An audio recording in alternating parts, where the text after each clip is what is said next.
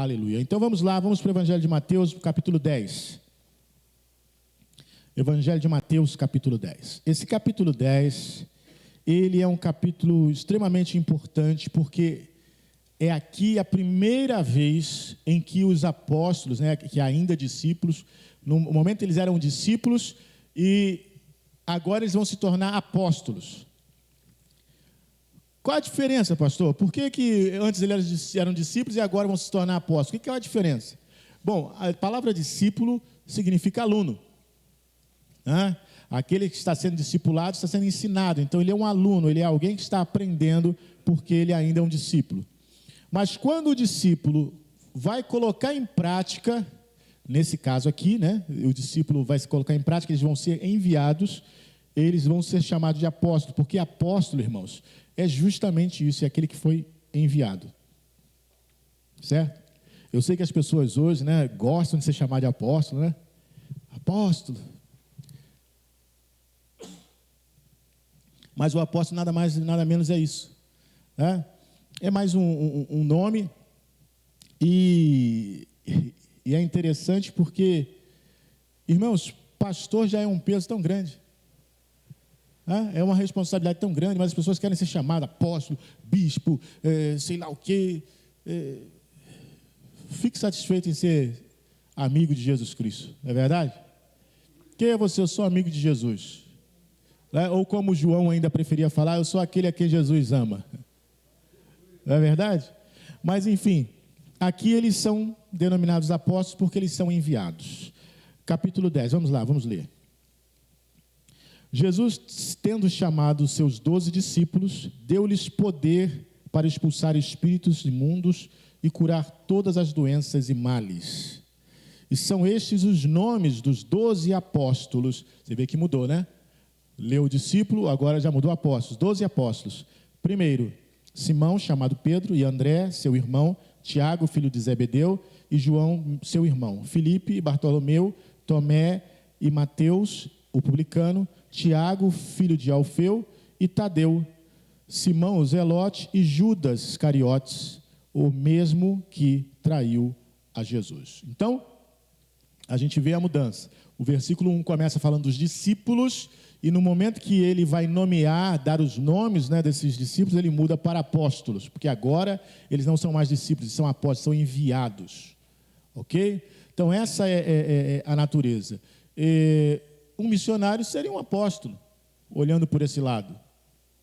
Então, na verdade, a honra está, irmãos, em levar o evangelho.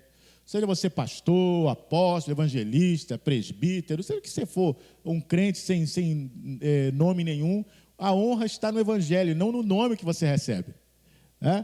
Bom, e aí, o que acontece? Tem uma coisa no primeiro versículo que me chama a atenção, porque eu fui pesquisar. Porque o versículo cita, mas o versículo não fala como. O versículo 1 diz que Jesus deu a eles poder para expulsar espíritos imundos e curar todas as doenças e males. A pergunta que eu te faço é: como é que Jesus deu a eles poder?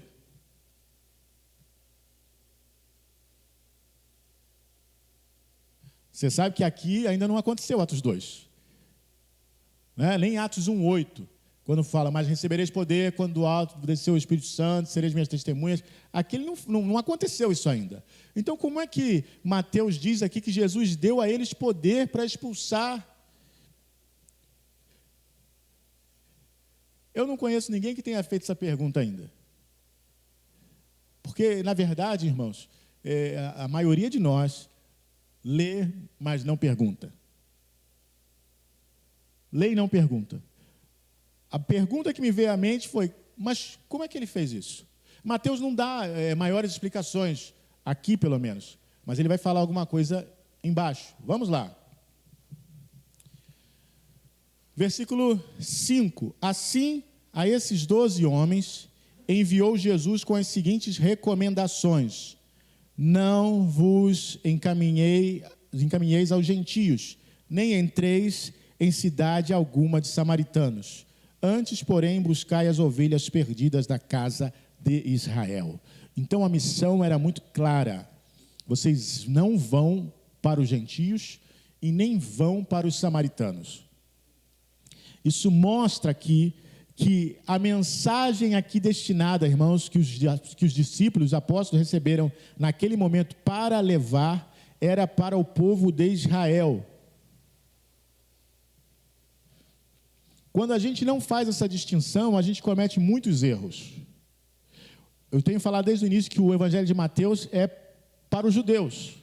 Foi escrito para um judeu. Então, tem muita coisa aqui que, embora Jesus tenha falado, não se aplica a nós. É lógico que os princípios para serem aprendidos e praticados são bons, mas não se aplica a nós, não é lei para nós. Então, tem muita coisa aqui e a gente precisa filtrar isso, porque tem gente que pega assim, Jesus falou, é tudo para nós. Não, não é tudo para nós. Tem coisas que são para nós, tem coisas que não são para nós, porque nós não somos judeus. Aqui está claro, vocês não vão para os samaritanos, nem para os gentios. Vocês vão atrás das ovelhas perdidas da casa de Israel. Então, quem não faz essa leitura, começa a falar qualquer coisa. Aí começa a exigir dos crentes, mas tem que fazer isso? Não, não tem que fazer isso. Essa palavra aqui não foi. Aí, os discípulos foram enviados para as ovelhas perdidas da casa de Israel, e tem várias recomendações de como eles deveriam agir. Olha só, versículo 7. À medida que seguirdes, pregai esta mensagem. Olha só, ele deu qual é a mensagem, ele deu a missão, ele deu o alvo da missão, quem são as pessoas, e deu a mensagem. A mensagem, o reino dos céus está a vosso alcance. Essa é a mensagem. Ele está perto de vocês. Ou seja, está a seu alcance. A caneca aqui está ao meu alcance, eu posso segurar ela. Aquele vaso ali já não está ao meu alcance, eu já não posso segurar ele. Então, o reino dos céus está ao seu alcance, está perto de vocês. O que vocês vão fazer com isso? Aí, continuando. Curai os enfermos, purificai os leprosos, ressuscitai os mortos, expulsai demônios. Graciosamente recebestes, graciosamente dai. Aleluia. Aí eu volto lá para o versículo 1, que diz que Jesus deu poder. Como é que Jesus deu poder? Irmãos, a partir do momento aqui, estou falando aqui, né? Atos 2 é outra coisa, mas falando aqui, a partir do momento que Jesus deu a ordem, vai e faz, ele deu poder. Pensa só, ele mandou eles expulsarem os demônios. Você chegou no lugar, tem um demônio. Jesus mandou eu vir aqui te expulsar. Ele vai ter que sair. Esse é o poder. É o poder do envio. Ele enviou. Chegou lá, tem enfermidade. Ele mandou vir aqui curar a enfermidade. Esse é o poder, nesse momento. Mas o Espírito Santo, aí vai vir aquelas teorias, mas o Espírito Santo, aqui ainda não se falou em Espírito Santo. Eles simplesmente receberam a ordem. Se lá o diabo perguntar, mas com que autoridade vocês vêm aqui? Jesus mandou a gente vir aqui fazer isso. E aí o diabo tem que calar a boca e sair. Então é como se alguém te desse, você conhece uma pessoa muito rica e a pessoa fala assim, olha, você vai na minha casa, vou te dar a chave aqui, você vai entrar lá, você vai pegar isso e trazer para mim. Aí você chega no portão, né, é lógico, você vai levar lá uma carta, uma coisa, uma mensagem de voz, e aí o porteiro, mas o que você está fazendo aqui? Olha, fulano de tal me mandou vir aqui para pegar isso. Então agora você tem o poder para entrar na casa da pessoa e pegar o que a pessoa mandou você pegar. Esse é o poder aqui nesse momento. Ainda não tem o poder do Espírito Santo, ainda não é falado isso aqui.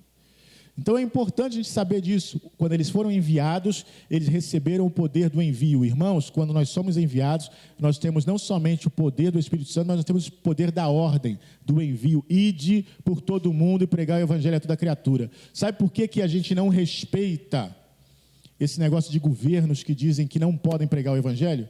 Porque Jesus está acima de qualquer governo. Então você, a gente não tem que ser obediente às autoridades. Quando as autoridades se opõem ao que a palavra de Deus diz, não.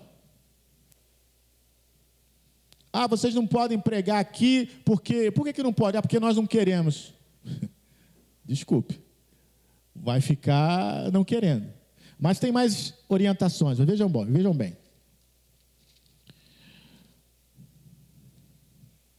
Curai os enfermos, versículo 8, né? Purificai os leprosos, ressuscitai os mortos, expulsai os demônios, graciosamente recebeste, graciosamente dai. Não vos provereis de ouro, nem prata, ou cobre em vossos cinturões. Não leveis sacolas de viagem, nem uma túnica a mais, segundo par de sandálias, ou um cajado, pois digno é o trabalhador do seu sustento. Desde o início, aqueles que pregam o Evangelho devem viver do Evangelho. Muita gente não entende isso.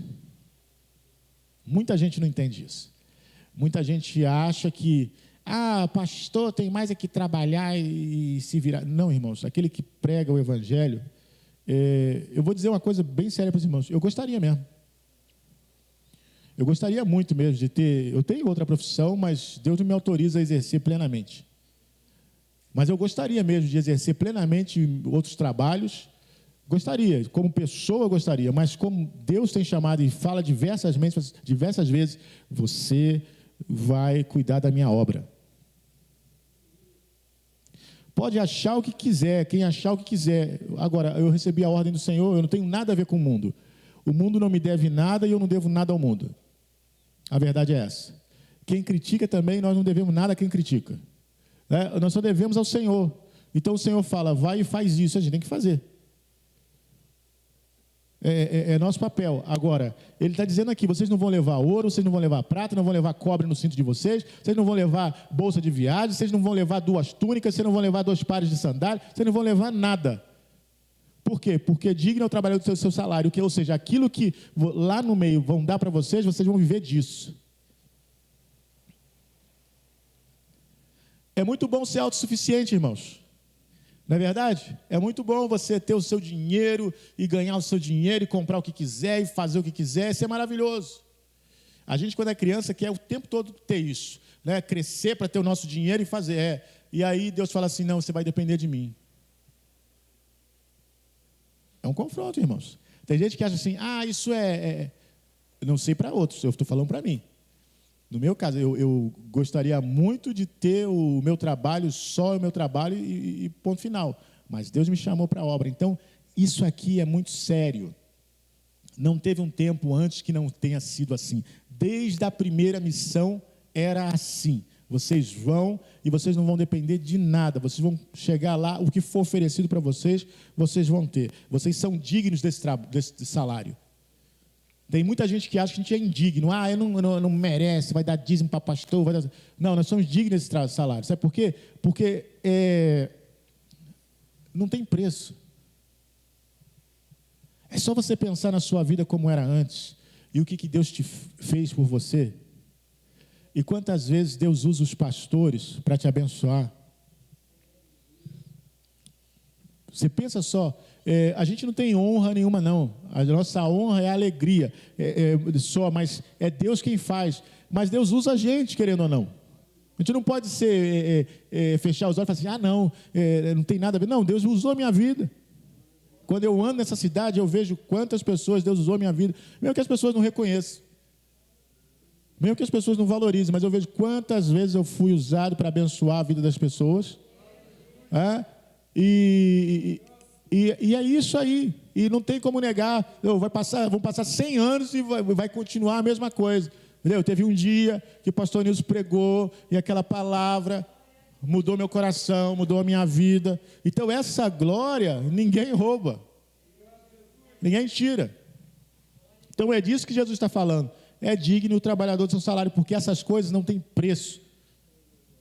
A salvação do seu filho, a salvação da sua esposa, a salvação da sua família, a cura. Irmãos, é tão tremendo. Olha, eu já contei isso aqui. Eu já orei pessoa com pedra no rim, foi Paulo Henrique, estava com pedra no rim, sofrendo ali na oração. Eu orei aqui, não foi aqui, foi na outra igreja. Eu orei, deu uns minutinhos, ele desceu, expeliu a pedra. Já fui operado 3 vezes, irmãos, de pedra no rim. 3 vezes. Você acha que eu não orei? Orei e fui para o hospital. Orei, passei na faca. Já fui operado 3 vezes. Então, o que acontece? Deus usa. Você acha que eu penso, o mérito foi meu, que eu orei, ficou curado, glória a Deus. Não, eu orei por mim, eu tive que ser operado. Orei e fiquei 7 horas sofrendo num voo de avião. Então, eu sei que a glória é de Deus. Agora, digno é o trabalhador do seu salário. Em qualquer cidade, versículo 11, ou povoado em que entrardes, procurai alguém digno de vos receber. Ficai nesta casa até vos retirardes. E quando entrardes na casa, saudai-a. E se a casa for digna, que a vossa paz repouse sobre ela, se todavia, e que a vossa paz repouse sobre ela. Se todavia for digna, que não for digna, que a paz retorne para vós. Porém, se alguém não vos receber, nem der ouvido às vossas palavras, assim que sairdes daquela casa ou cidade, sacudi a poeira dos vossos pés. Com toda a certeza vos afirmo que haverá mais tolerância para Sodoma e Gomorra no dia do juízo do que para aquelas pessoas. Então, olha como é sério o nosso trabalho. Como é sério o envio que Jesus faz. Vai lá, procura um lugar, entra naquele lugar. Recebeu a paz, é digno de paz, a paz vai repousar sobre aquela casa. Não recebeu, a paz volta para você. Ouviu a sua voz, ouviu o que você quis dizer, ouviu a palavra, glória a Deus, abençoado. Não ouviu, sacode até o pó do pé e vamos embora. Eu acho tão prático isso de Jesus, eu gosto tanto disso, porque, sabe, quantas vezes as pessoas enchem a nossa paciência, dizendo, não, porque nós temos que ficar, não tem, irmãos. Olha só, eu vou falar isso mais uma vez, se é da sua família, é seu dever orar por ele, pedir a Deus por ele, é da sua família. Mas não é dever do pastor ficar insistindo com o seu parente, não é dever do pastor.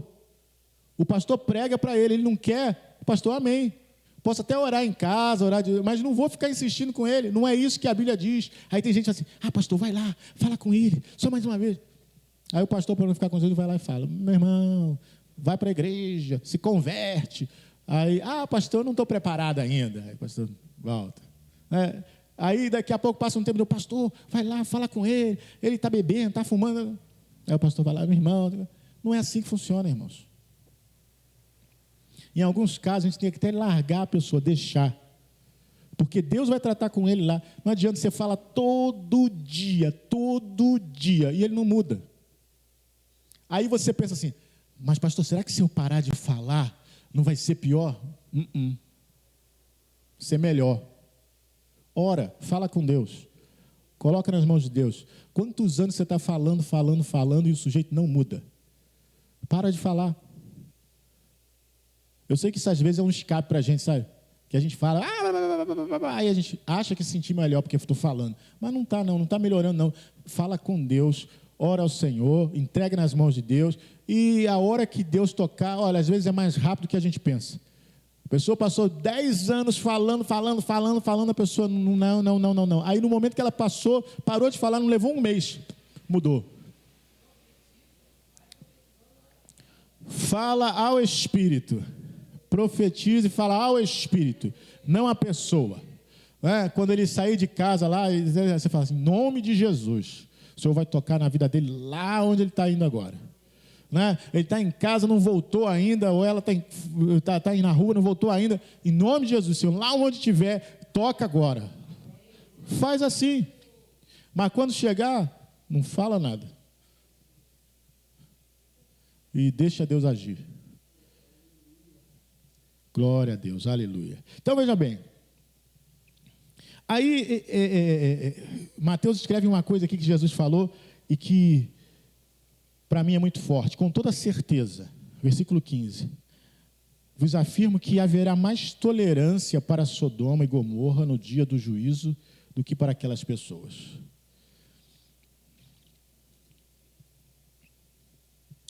Tolerância no dia do juízo. Mas no dia do juízo tem espaço para tolerância? Irmãos, se é um julgamento, tem que ter espaço para tolerância. Se não é a condenação, é um julgamento. No julgamento, o que acontece? Vai ter que ouvir as partes, avaliar o que cada parte diz, avaliar as provas. E aí, de acordo com as provas, de acordo com ouviu cada parte, vai ter que se proferir o juízo. Então é por isso que Jesus fala, no dia do juízo haverá mais tolerância, porque no dia do juízo ainda é um dia de julgamento. Mas olha só, aí é que está o problema. Ele está dizendo que vai ter mais tolerância para Sodoma e Gomorra do que para as pessoas que rejeitaram a palavra do reino. Logo mais à frente ele vai dizer, aquele que crê será salvo. Aquele que não crê já está condenado. No dia do juízo, os que não creram não têm desculpa. Pensa só, Sodoma e Gomorra não teve oportunidade de ver Jesus. Sodoma e Gomorra não viu um milagre de Jesus sequer. Nunca ouviu falar a respeito do Salvador. Será que se eles tivessem ouvido, será que eles teriam acabado do jeito que acabaram? Mas pensa só nesses que ouviram os apóstolos. Os apóstolos viram, e o povo viu também os milagres de Jesus, o cego enxergando, o coxo andando, morto ressuscitando, coisas que Sodoma e Gomorra nunca viram. Mas agora esses estão vendo, mas mesmo assim não creem. Por isso eles se tornam sem desculpa, porque viram e não creram. Jesus fala, bem-aventurados são aqueles que não viram e creram. Esses somos nós. Porque nós não vimos Jesus andando sobre o mar, nós não vimos Jesus curando o cego, ressuscitando o morto, nós não vimos isso, mas nós cremos. Aleluia, glória a Deus. Então veja bem, versículo 16, observai, eu vos envio como ovelhas entre os lobos. Sede, portanto, astutos como as serpentes e inofensivos como as pombas. Mas já viu que tem crente que inverte esse negócio? Que ele é inocente como as pombas, mas violento como a serpente? Inocente não no sentido de inocência, não. Ele no sentido, na verdade, de ignorância. Já viu que tem gente que quer levar tudo na... Não, Jesus está falando o seguinte, olha só. Naquilo que as pessoas estão brigando aí, estão querendo seu espaço, brigando, vocês não vão brigar, não. Vocês vão ser como as pombas, simples. Mas vão ficar bastante ligados, porque vocês vão como ovelhas para o meio de lobos. E lá nesse meio é muita gente astuta, então vocês fiquem bastante ligados. Não sejam bobos nesse sentido. Não é para não levar desaforo para casa, é para não se meter em confusão. É diferente. Tem gente que porque não leva desaforo para casa, se mete em confusão. Então, para ser esperto, fique fora de confusão. Por quê, irmãos? Porque quando você está numa missão, você tem que se concentrar na missão. Você não pode olhar, ter distrações. E o diabo, como ele é astuto, ele cria a distração. Qual é a distração? Deus te chamou, te deu um ministério, te deu uma direção, aí você começa a fazer, aí o diabo começa logo o quê? Problema em casa, problema no casamento, problema com o filho, problema no trabalho. Aí, o que é isso? Isso é distração, irmãos. Isso é o rugir como o leão do diabo. Infelizmente, muito crente, ouvindo uns outros aí que não sabem nada de palavra, e ó, isso aí é maldição. Ó, isso aí, Deus está pesando. Gente, pelo amor de Deus.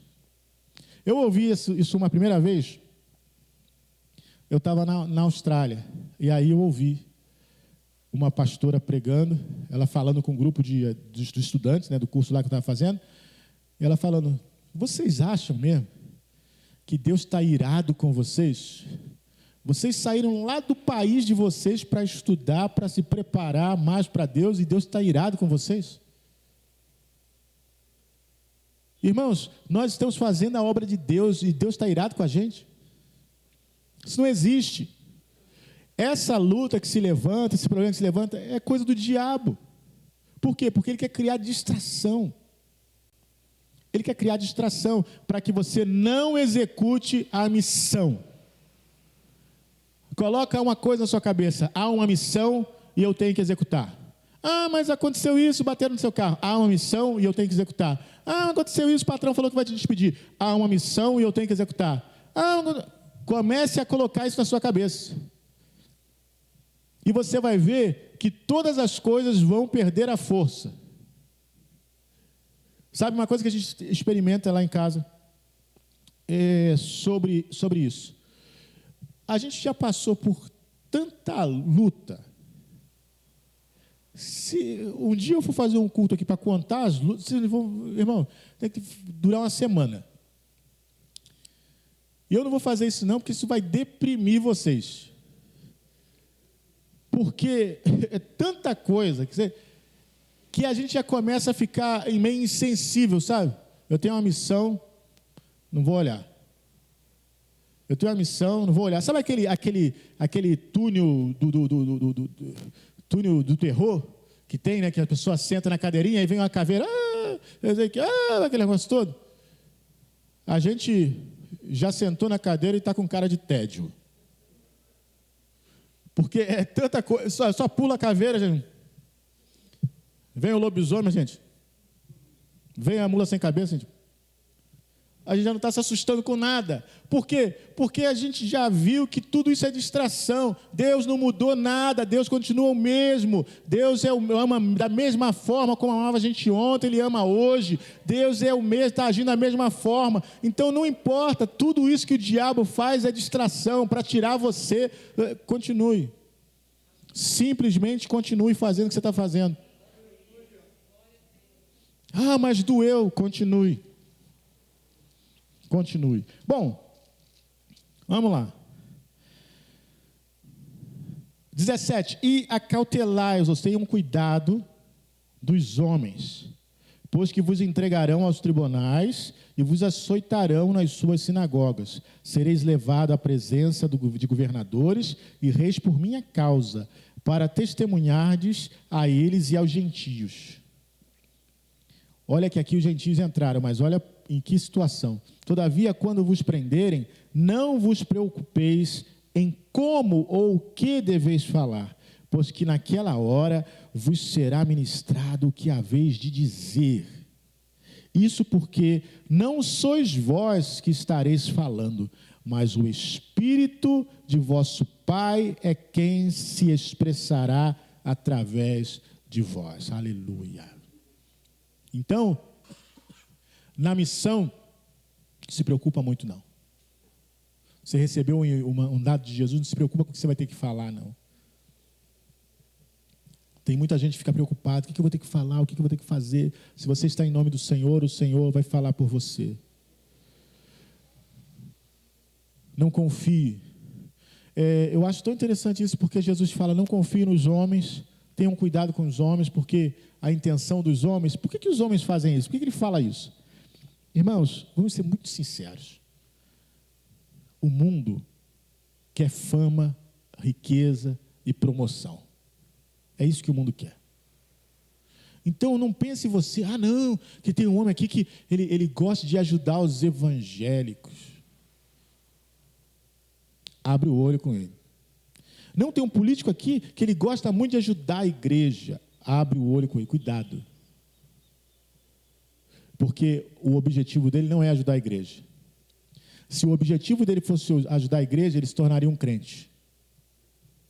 Mas nunca se torna. É sempre aquele, não, eu gosto de ajudar principalmente perto de novembro.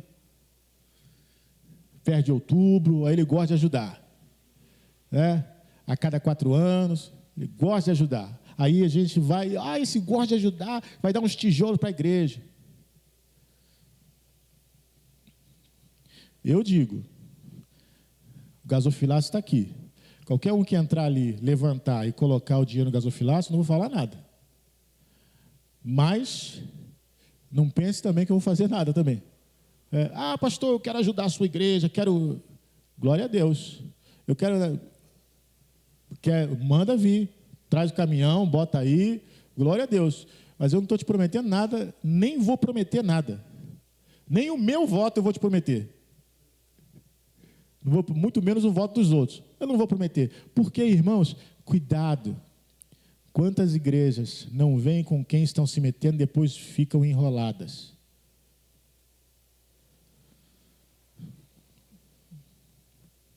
Olha só. Vou falar uma situação muito séria. Cuidado, pastor. Isso aqui eu vou falar para pastores. Não sei se tem alguém me assistindo ou que vai assistir. Cuidado com alguém que vai dar uma oferta na sua igreja. Ele fala assim, pastor, eu queria dar uma oferta aqui na sua igreja, mas é uma oferta grande. Mas eu preciso para a questão do imposto e tal. Pastor, não se faça de inocente. Eu dou 15 aqui, mas o Senhor me devolve 5. Não se faça de inocente. Isso é lavagem de dinheiro. O pastor às vezes faz de bobo. Que bênção. Não, quer ofertar, oferta. Bota aí. Eu não te dou nada. Você bota, então bota 10 aqui, que eu não vou te dar 5. Tem muita gente entrando pelo cano por causa disso. Porque você não sabe de onde vem o dinheiro, aí vem dinheiro de tráfico de drogas, vem dinheiro de contravenção aí, você... quando vier, seu nome está lá na lista, lá, ó. Pastor fulano da igreja tal, eu dei tanto para ele, voltou tanto. Quando a Polícia Federal bater lá e pegar isso, teu nome está enrolado.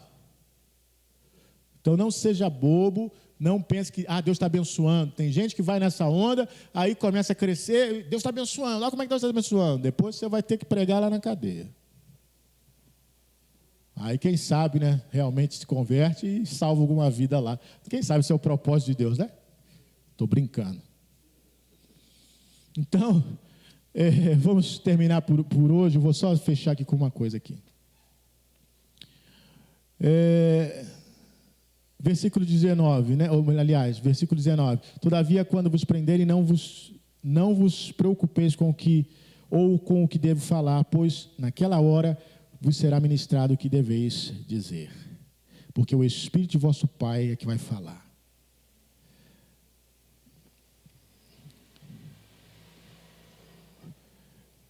No outro dia eu falei sobre ouça o Espírito Santo. E hoje eu digo para você, deixe o Espírito Santo falar.